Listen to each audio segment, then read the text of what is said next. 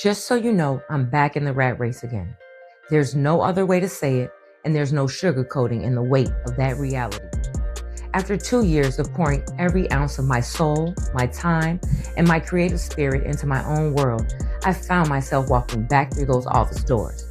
I'm back trading my life force, my literal energy, for a paycheck that barely stretches across 2 weeks. It's exhausting and it's distracting, to say the least.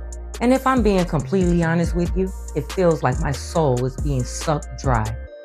See, there's a specific kind of heaviness that settles in your chest when you feel your battery being drained by a must-do while your want-to sits waiting in the shadows gathering dust. You sit at a desk doing work for someone else's vision while your own dreams are screaming for attention in the background. It feels like a setback. It feels like a reversal. But I'm starting to see that it's actually a refinement. See, here's the truth about the storms we face. The higher the mountain, the thinner the air gets during that climb. The atmosphere changes when you aim for the peak. See, my dreams, they're out of this world. They aren't modest goals or reasonable expectations. They're aimed straight for the top, a place of influence, abundance, and impact that no one who knows me has ever even touched. See, when you go after something that has never been done in your circle, that resistance is going to be proportional to the height of that goal. I realize now that the turbulence I'm feeling isn't a sign that I'm off track. It's a sign of the altitude that I'm reaching for. I remember watching a YouTube video back in my days of researching for YouTube advice from the gurus, where someone was talking about this magic number. They said that every creator has a specific video count, a threshold where the algorithm finally looks at your consistency and says, oh, okay, she's serious, and pushes you into the light. Today, as I said here, this is video number 529. 529 times I have hit record. 529 times I have written scripts, recorded a video, clipped, edited, captioned, and hit publish. So I'm not sure what the weight is at this point. I'm not sure why that viral moment hasn't claimed me yet, or even just 1,000 subscribers. But I'm still here, and I'm still pivoting and upgrading. I've realized that the road is jagged for a reason. If the path was smooth, everyone would be where I'm going.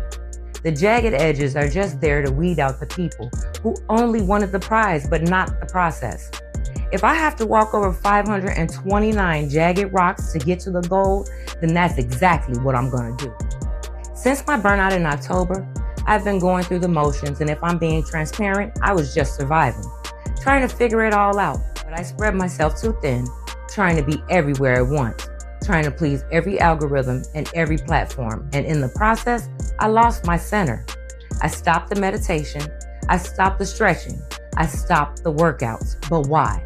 Because I was obsessed with the output. I thought that if I just worked harder, I could produce more. I could outrun the fatigue.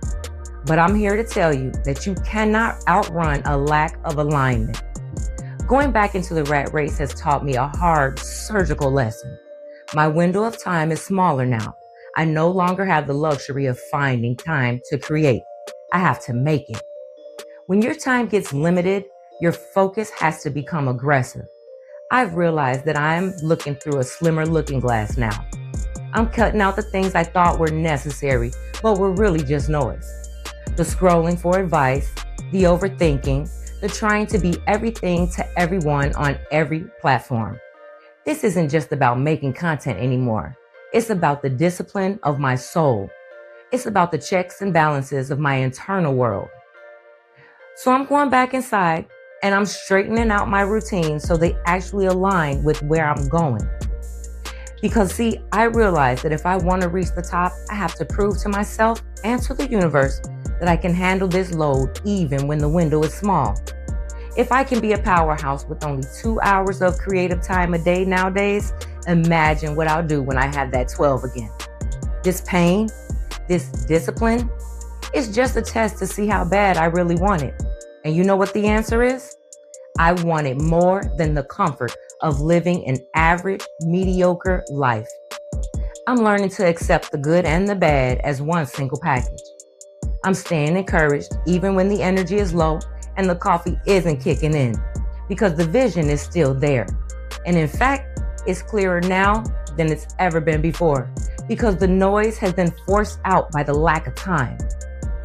The world might see a woman back in the rat race, clocking in and out, struggling to keep her head above water. But that's not what I see when I look in the mirror. I see a woman in training. I see a woman preparing her character to handle the millions that are sitting there waiting for her total alignment.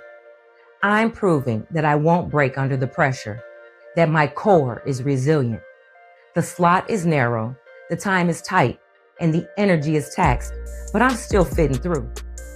I am the architect of my own peace, even in a chaotic world. I'm the evidence of my own resilience, even when I'm tired. I am the vision that the world is waiting for, and I'm still here, 529 and counting. So I think you already know. I'll see you on the next one. Enjoy your journey.